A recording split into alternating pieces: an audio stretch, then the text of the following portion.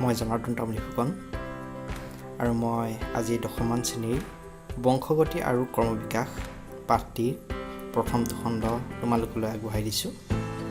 মৰমৰ ছাত্ৰ-ছাত্ৰীসকল, মোৰ ইউটিউব চেনেলটো তোমালোকে 10মান হওক বা 9ম মানৰ বিভিন্ন শিক্ষামূলক ভিডিঅ' তোমালোকে পাবা। চেনেলটোৰ নাম হৈছে জনাৰ্দনছ জ্ঞান মন্ত্ৰছ। ইয়াৰ উপৰিও মোৰ আগৰ ভিডিঅ'কেইটাৰ ফোন নম্বৰ আৰু ইমেইল দিয়া আছে, তাৰ জৰিয়তে মোক কণ্টেক্ট কৰিব পাৰিবা। কিবা নুবুজিলে কণ্টেক্ট কৰিবা।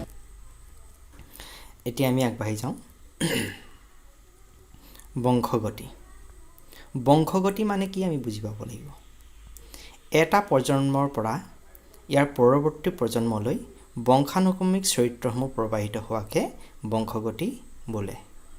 আমি দেখোঁ কি এজন মানুহৰ যিবোৰ চৰিত্ৰ দেখা পোৱা যায়, সেই চৰিত্ৰবোৰ তেওঁৰ মাক দেউতাক বা ককাকৰ পৰা অহা দেখা যায়। মানে আমি কেতিয়াবা কওঁৱেই বোলে এই ল'ৰাটো বোলে মাকৰ লগত একেই বা ছোৱালীৰ লগত একেই, ইয়াৰ বোলে নাকটো আমুকৰ লগত একেই হৈছে, বোলে কাণখন বোলে মাকৰ লগত একেই হৈছে, চুলিখিনি বোলে আমুকৰ লগত একেই হৈছে, তেনেকৈ নকওঁনে? ইয়াৰ অৰ্থ হ'ল মানে আমাৰ যি কিছুমান চৰিত্ৰ আছে যিবোৰ এটা প্ৰজন্মৰ পৰা আন এটা প্ৰজন্মলৈ আগবাঢ়ি গৈ থাকে। ককাকৰ পৰা দেউতাকলৈ আহিলে, দেউতাকৰ পৰা পুতেকলৈ আহিলে, এনেকৈ আগবাঢ়ি গৈ থাকে আৰু ইয়াকে কোৱা হয় বংশগতি। এটা আমি ফটো কেইখনমান দেখাইছোঁ। ইয়াত মাক আৰু দেউতাক দেখুওৱা হৈছে আৰু তেওঁলোকৰ জীয়েকজনীক দেখুওৱা হৈছে। ইয়াত আমি যদি ভালকৈ চাওঁ তেতিয়াহ'লে দেখিম কি জীয়েকৰ চকুকেইটা মাকৰ লগত মিলিছে আৰু নাকটো দেউতাকৰ লগত মিলিছে। তেনেধৰণে বেলেগ বেলেগ চৰিত্ৰ কিছুমান মাক বা দেউতাকৰ লগত মিলা দেখা যায়। তোমালোকেও চাবাচোন, তোমালোকৰ ঘৰত তোমালোকে মাৰ লগত মিলা নে দেউতাৰ লগত মিলা, বা মাৰ কি চৰিত্ৰ বা দেউতাৰ কি চৰিত্ৰৰ লগত মিলা তোমালোকে চাবা। এতিয়া আহোঁ বৈসাদৃশ্যতা বা প্ৰকাৰণ। এতিয়া একে পিতৃ মাতৃৰ সন্তানসমূহ হওক বা একে প্ৰজাতিৰ হ'লেও কিন্তু সকলো মানুহ হওক বা জীৱ ইটোৰ লগত সিটো 100% একে নহয়, সম্পূৰ্ণৰূপে একে নহয়। আৰু ইয়াৰো বিভিন্ন কাৰণ থাকে, বংশগতিৰ কাৰণ থাকে। সেইবোৰৰ কাৰণে কিছুমান পাৰ্থক্য দেখা যায় আৰু তাকে কোৱা হয় বৈসাদৃশ্যতা বা প্ৰকাৰণ। একে প্ৰজাতিৰ জীৱসমূহৰ মাজত বা একে পিতৃ মাতৃৰ সন্তানসকলৰ মাজত বিভিন্ন পাৰ্থক্য দেখা পোৱা যায়। সেইটো লাগিলে আমাৰ দৈহিক পাৰ্থক্য হওক বা মানসিক পাৰ্থক্য হওক বা ইণ্টেলিজেন্সৰ যোনটো পাৰ্থক্য হওক, বিভিন্ন পাৰ্থক্য দেখা যায় আৰু ইয়াকে কোৱা হয় বৈসাদৃশ্যতা বা প্ৰকাৰণ। এতিয়া এই বৈসাদৃশ্যতা বা প্ৰকাৰণৰ ওপৰত আমাৰ কিতাপত প্ৰশ্ন এটা আছিলে। অযৌন প্ৰজননৰ দ্বাৰা বংশবৃদ্ধি কৰা জীৱতকৈ যৌন প্ৰজননৰ দ্বাৰা বংশবৃদ্ধি কৰা জীৱৰ মাজত বৈসাদৃশ্যতা বেছি দেখা পোৱা যায় কিয়? মানে অযৌন প্ৰজননৰ দ্বাৰা যিবোৰে বংশবৃদ্ধি কৰে তেনে জীৱতকৈ যৌন প্ৰজননৰ দ্বাৰা যিবোৰে বংশবৃদ্ধি কৰে তেনে জীৱত সেই প্ৰকাৰণ বা বৈসাদৃশ্যতাটো বেছি দেখা পোৱা যায়। তাৰ কাৰণ আছে। তাৰ কাৰণটো হ'ল অযৌন প্ৰজননৰ দ্বাৰা বংশবৃদ্ধি কৰা জীৱৰ প্ৰজননত কেৱল এটা জীৱহে জড়িত আছে। আমি অযৌন প্ৰজনন নিশ্চয় জানোৱেই, আংগিক প্ৰজনন নহয় জানো? তেনেধৰণৰ আৰু প্ৰজনন আছে অযৌন প্ৰজনন। তাত মাত্ৰ এটা জীৱহে জড়িত হৈ থাকে। আৰু কিন্তু যদি যৌন প্ৰজননৰ ক্ষেত্ৰত চাওঁ, যৌন প্ৰজননৰ দ্বাৰা বংশবৃদ্ধি কৰা জীৱৰ প্ৰজননত দুটা জীৱ মানে পিতৃ আৰু মাতৃ জড়িত হৈ থাকে। সেইবাবে দুটা জীৱ জড়িত হৈ থকাৰ কাৰণে দুইটা চৰিত্ৰ আহিব। সেইবাবে কি হ'ব? বৈসাদৃশ্যতা বা প্ৰকাৰণটো বেছি হয়। নিশ্চয় বুজি পাইছা? আমি আগবাঢ়ি যাওঁ। এই পাঠটোৰ লগত জড়িত বংশানুগতিৰ চৰিত্ৰ প্ৰবাহৰ সৈতে জড়িত কিছুমান আমাৰ কি পইণ্ট আছে, মানে মনত ৰাখিবলগীয়া পইণ্ট আছে। এইকেইটা জানিলে আমাৰ পিছৰ অংশখিনি আমাৰ বুজি পোৱাত অসুবিধা হ'ব। আমি প্ৰথমতে বুজি পাব লাগিব বংশানুক্ৰমিক চৰিত্ৰ, ইনহেৰিটেড ট্ৰেইটছ। যিবোৰ চৰিত্ৰ এটা প্ৰজন্মৰ পৰা ইয়াৰ পৰৱৰ্তী প্ৰজন্মলৈ প্ৰবাহিত হয়, প্ৰবাহিতটো অকণমান মানে প্ৰিণ্টিংটো অকণ খেলিমেলিকৈ দেখাইছে, প্ৰবাহিত হয়, তাকে বংশানুক্ৰমিক চৰিত্ৰ বোলে। মানে কিছুমান চৰিত্ৰ আছে যিবোৰ এটা প্ৰজন্মৰ পৰা আন এটা প্ৰজন্মলৈ মানে পিছৰ প্ৰজন্মলৈ প্ৰবাহিত হৈ থাকে। ইটো ককাকৰ পৰা দেউতাকলৈ আহিলে, দেউতাকৰ পৰা পুতেক জীয়েকলৈ আহিলে, এনেদৰে প্ৰবাহিত হৈ গৈ থাকে আৰু তাকে কোৱা হয় বংশানুক্ৰমিক চৰিত্ৰ, ইনহেৰিটেড ট্ৰেইটছ। কিন্তু কিছুমান চৰিত্ৰ আছে যিবোৰ বংশানুক্ৰমিকভাৱে প্ৰবাহিত নহয়, সেইবোৰক কোৱা হয় আৰ্জিত বা লব্ধ চৰিত্ৰ, একোৱাৰ্ড ট্ৰেইটছ। জীৱ এটাই জীৱনকালত আহৰণ কৰা কিছুমান চৰিত্ৰ আছে যিবোৰ এটা প্ৰজন্মৰ পৰা ইয়াৰ পৰৱৰ্তী প্ৰজন্মলৈ প্ৰবাহিত নহয়। যেনে কোনোবা এটা ল'ৰাই নতুনকৈ ইংৰাজী ক'বলৈ শিকিলে, কিন্তু মাক দেউতাকে ইংৰাজীটো নাজানে। সেই ইংৰাজী কৰিব জানিব বুলি যে তাৰ পুতেকেও যে ইংৰাজীত ক'ব যদি নিশিকে তেতিয়াহ'লে নাজানিব। সেইটো সি পৰিৱেশৰ পৰাহে শিকিছে, নতুনকৈহে শিকিছে। সেইকাৰণে সেইটো হ'ল তাৰ কাৰণে হ'ব আৰ্জিত বা লব্ধ চৰিত্ৰ। এই চৰিত্ৰটো ইটো প্ৰজন্মৰ পৰা সিটো প্ৰজন্মলৈ প্ৰবাহিত নহয়। আমি দৈনন্দিন জীৱনত বিভিন্ন কথা শিকি থাকোঁ, আমাৰ সেইবোৰৰ পৰা বিভিন্ন আমাৰ চৰিত্ৰ পৰিৱৰ্তন হৈ থাকে আৰু সেইবোৰে হ'ল আৰ্জিত বা লব্ধ চৰিত্ৰ। এই চৰিত্ৰসমূহ প্ৰবাহিত হ'বলৈ কিছুমান একক লাগিব। তাৰে এককটোৰ নাম হ'ল জিন। জিন হ'ল ক্ৰমজমত থকা বংশগতিৰ একক আৰু জিনবোৰ ডিএনএৰে গঠিত। ইয়াত আমি দুটা নতুন শব্দ পালোঁ, এটা হ'ল ক্ৰমজম আৰু এটা হ'ল ডিএনএ। আমি এটা কথা গম পালোঁ কি জিন হ'ল বংশগতিৰ বাহক, মানে ইয়াৰ জৰিয়তে পিতৃ মাতৃৰ চৰিত্ৰসমূহ সন্তানৰ গালৈ যায়। নিশ্চয় বুজি পাইছা? এতিয়া আহোঁ আমাৰ ডিএনএনো কি। ডিএনএ হ'ল তাৰ ইংৰাজী ফুল ফৰ্মটো হ'ল ডিঅক্সি ৰাইব নিউক্লিক এচিড। ই জীৱৰ কোষত থকা বংশগতিৰ বাহক, মানে আমাৰ ডিএনএবোৰ লগ লাগি আমাৰ জিন গঠিত হৈছে। তেনেধৰণেৰে আমাৰ আৰএনএ বুলি কোৱা এটা নিউক্লিক এচিডো থাকে, সিও বংশগতিৰ বাহক হয়। কিন্তু আমাৰ মানুহৰ ক্ষেত্ৰত আমাৰ ডিএনএটো হ'ল প্ৰধানকৈ বংশগতিৰ বাহক, যাৰ জৰিয়তে পিতৃ মাতৃৰ চৰিত্ৰসমূহ সন্তানৰ গালৈ যায়। আৰু ডিএনএৰে আমাৰ জিনবোৰ গঠিত। এতিয়া আহোঁ আমাৰ ক্ৰমজম। ক্ৰমজম হ'ল কোষ বিভাজনৰ সময়ত কোষকেন্দ্ৰত দেখা পোৱা সূতা সদৃশ গঠন যি জিনবোৰ বহন কৰে। মানে আমাৰ যিবোৰ জিন হয়, চৰিত্ৰ হয়, সেইবোৰ আমাৰ ক্ৰমজমতে থাকে। প্ৰতিটো ক্ৰমজম হিষ্টন প্ৰটিনৰ সহায়ত ডিএনএবোৰ আঁট খাই থকা কিছুমান সূতা সদৃশ গঠন, মানে ডিএনএবোৰ হিষ্টন প্ৰটিনৰ সহায়ত লগ লাগি আমাৰ ক্ৰমজমবোৰ গঠিত হৈছে। এটা আমাৰ চিত্ৰ এটা দেখাইছোঁ, এটা কোষ দেখাইছোঁ। কোষৰ ভিতৰত আমাৰ ক্ৰমজম, যিটো আমাৰ কোষ বিভাজনৰ সময়তহে কিন্তু আমাৰ ক্ৰমজমবোৰ আমাৰ পৰীক্ষা কৰিলে দেখা পোৱা যায়, সাধাৰণ অৱস্থাত আমাৰ দেখা পোৱা নাযায়। আৰু তাতে ক্ৰমজমটো যদি আৰু অলপ যদি আমি মেগনিফাইং গ্লাছে চাওঁ তেতিয়াহ'লে আমি ডিএনএবোৰ দেখিম। আৰু ডিএনএৰ কিছুমান সমষ্টি হ'ল আমাৰ জিন। নিশ্চয় বুজি পাইছে?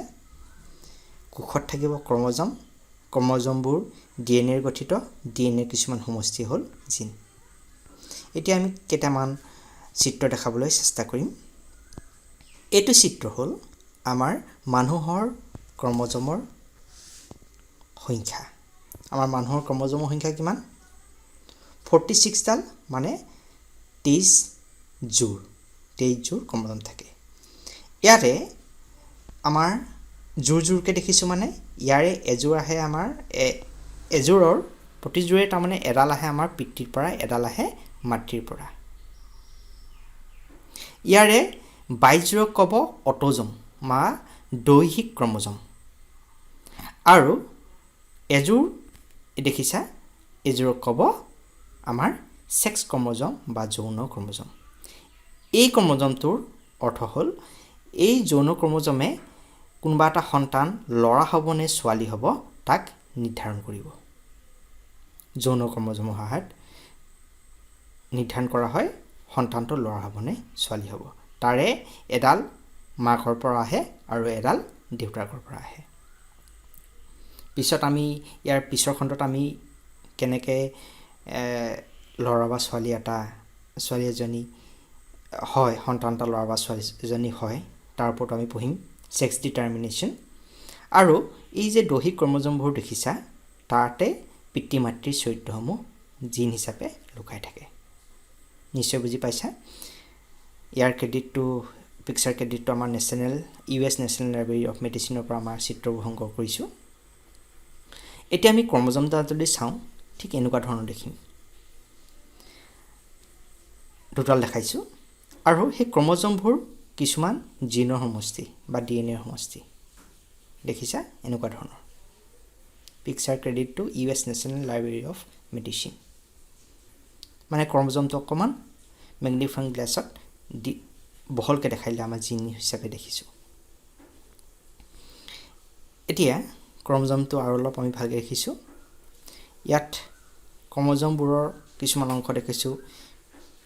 P আৰ্ম, Q আৰ্ম, সৰু অংশটোক P আৰ্ম আৰু দীঘল অংশটোক Q আৰ্ম, আৰু এই দুইডাল লগ লাগি য'ত থাকে তাক ক'ব চেন্ট্ৰমিয়েৰ। আৰু দেখিছোঁ DNAবোৰ হিষ্টন প্ৰ'টিনৰ দ্বাৰা আমাৰ লগ লাগি থাকে। Histone protein. আৰু DNAটো যদি আৰু আমি মেগনিফাইং গ্লাছত ভালকৈ আমি চাওঁ, তেতিয়াহ'লে ঠিক এনেকুৱা ধৰণৰ দেখিম। আৰু DNAবোৰ কিছুমান বেছ পেয়াৰ থাকে, এডিনাইন, থাইমিন, গুৱানিন, চাইট'চিন ইত্যাদি। আৰু সেইবোৰ চুগাৰ ফছফেট বেকবনৰ দ্বাৰা লগ লাগি থাকে। আৰু এই বেছ পেয়াৰ ডালৰ ওপৰত নিৰ্ভৰ কৰি চৰিত্ৰবোৰ কেনেকুৱা হ'ব নিৰ্ধাৰিত হয়। আৰু এই ফটোবোৰ আমি US নেশ্যনেল লাইব্ৰেৰী অফ মেডিচিনৰ পৰা সংগ্ৰহ কৰিছোঁ। এতিয়া আহোঁ আমাৰ এই পাঠটোৰ এটা মূল অংশ বুলি ক'ব লাগিব, সেইটো হ'ল বিপৰীতধৰ্মী চৰিত্ৰ বা কণ্ট্ৰাষ্টিং কেৰেক্টাৰ। কোনো চৰিত্ৰৰ বিপৰীতধৰ্মী গুণকে ক'ব বিপৰীতধৰ্মী চৰিত্ৰ। আমি বুজি পাব লাগিব। এতিয়া চৰিত্ৰ দেখিলোঁ, আমি ধৰি ল'লোঁ উচ্চতাটো হ'ল এটা চৰিত্ৰ। ইয়াৰ উচ্চতা হ'লে আমাৰ হয় হ'ব, ওখ হ'ব, নহ'লে চাপৰ হ'ব। তেতিয়াহ'লে ওখ আৰু চাপৰ এই দুটা হ'ল বিপৰীতধৰ্মী চৰিত্ৰ, কণ্ট্ৰাষ্টিং কেৰেক্টাৰ। মানে উচ্চতা চৰিত্ৰটোৰ ওখ আৰু চাপৰ গুণটোৱে হ'ল বিপৰীতধৰ্মী চৰিত্ৰ। নিশ্চয় বুজি পাইছা। হয়, তাৰমানে এতিয়া ক্ৰম'জমতে আমাৰ এই ওখ বা চাপৰ চৰিত্ৰটো আমাৰ লুকাই থাকিব। হয় ওখ চৰিত্ৰ লুকাই থাকিব, নহ'লে চাপৰ চৰিত্ৰ। তাৰে এটা পিতৃৰ পৰা আহিব, এটা মাতৃৰ পৰা আহিব। এতিয়া ক্ৰম'জম আমি দুডাল আমি দেখিছিলোঁৱেই, জোৰ হিচাপে আমি ধৰিম। ইয়াৰে এডাল পিতৃৰ পৰা আহে, এডাল মাতৃৰ পৰা আহে। আৰু তাতে আমি এটা শব্দ পাম এলিল। কোনো এক জিনৰ বৈকল্পিক অৱস্থা। মানে পিতৃৰ পৰা অহা উচ্চতা চৰিত্ৰটো পিতৃৰ পৰা আহিব, মাতৃৰ পৰা আহিব। দুইটাতে তাৰ প্ৰতিডাল ক্ৰম'জমতে তাৰ জিনটো লুকাই থাকিব। আৰু সেই দুডাল ক্ৰম'জমত থকা যোনটো জিন, সেই দুইটাকে পৰস্পৰক ক'ব এলিল। এতিয়া আমি ইয়াত এলিলৰ এটা চিত্ৰ দেখিছোঁ। ইয়াত দেখিছোঁ তিনিযোৰ আমি ক্ৰম'জম দেখিছোঁ। প্ৰথমযোৰ ক্ৰম'জমত আমাৰ হালধীয়াকৈ দেখিছোঁ।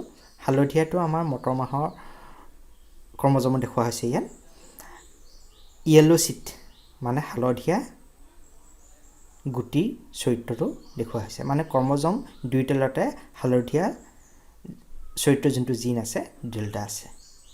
আৰু 2 নম্বৰ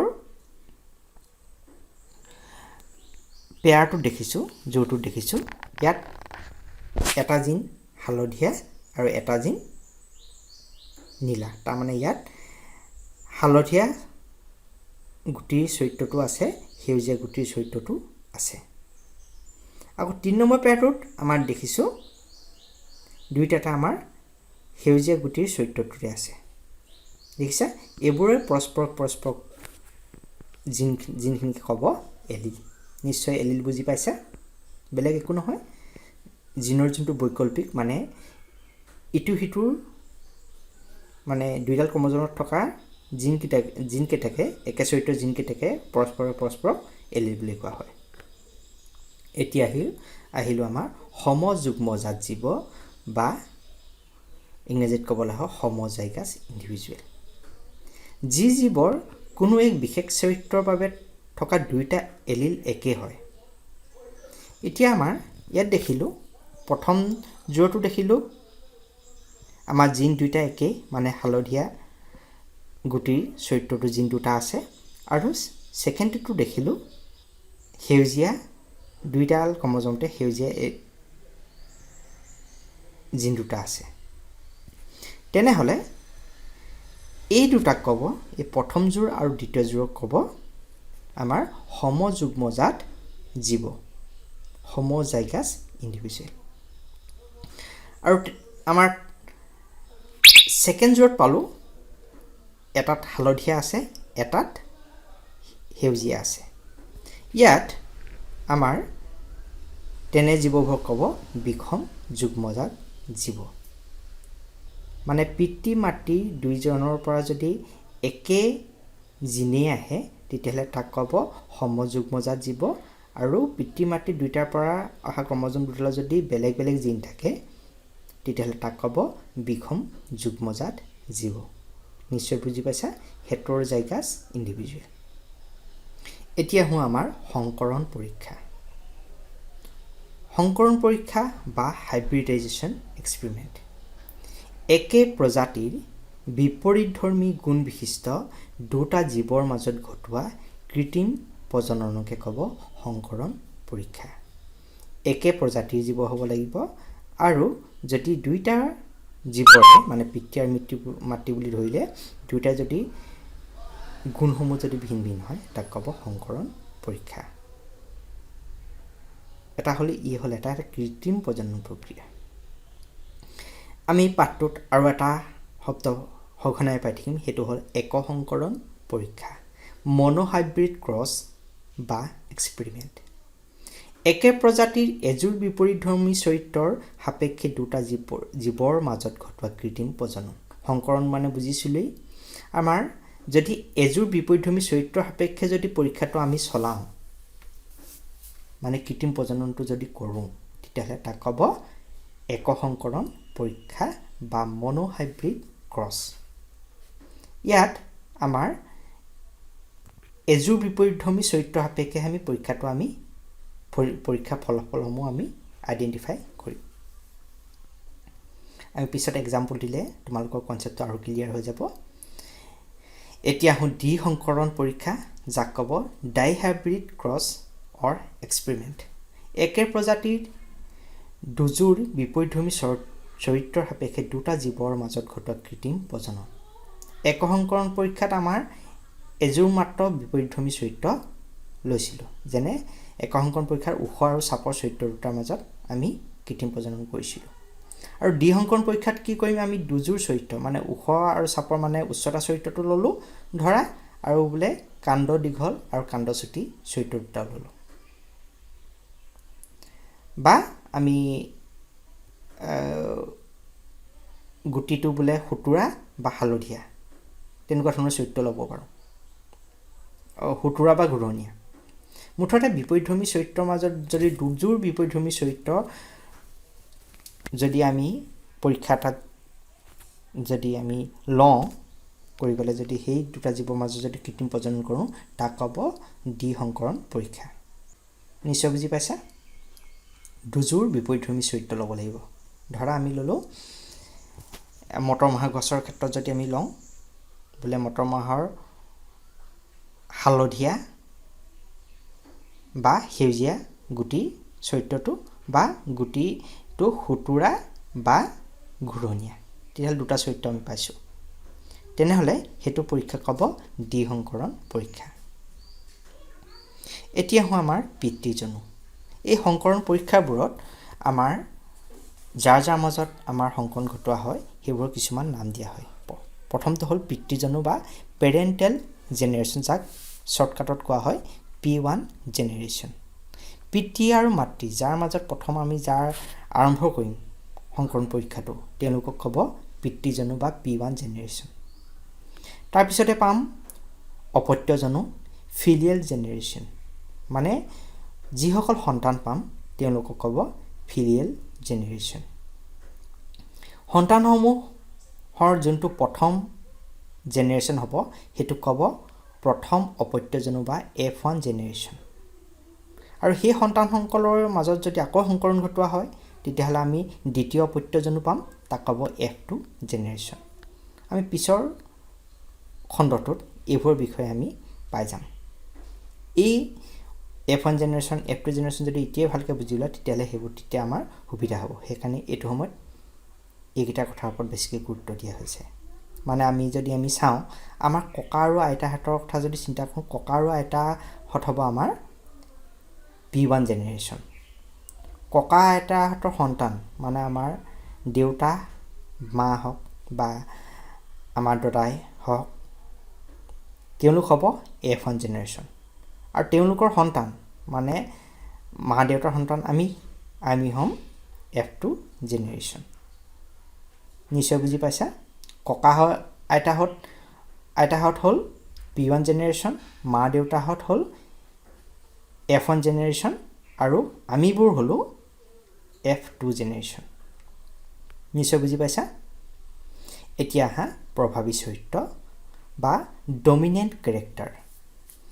এতিয়া পিতৃৰ পৰা এটা চৰিত্ৰ আহিব, মাতৃৰ পৰা এটা চৰিত্ৰ আহিব দুডাল ক্ৰম'জমত। দুইটা যদি বিপৰীতধৰ্মী চৰিত্ৰ হয়, দুইটা চৰিত্ৰ সন্তানৰ গাত দেখা নাপাবও পাৰে।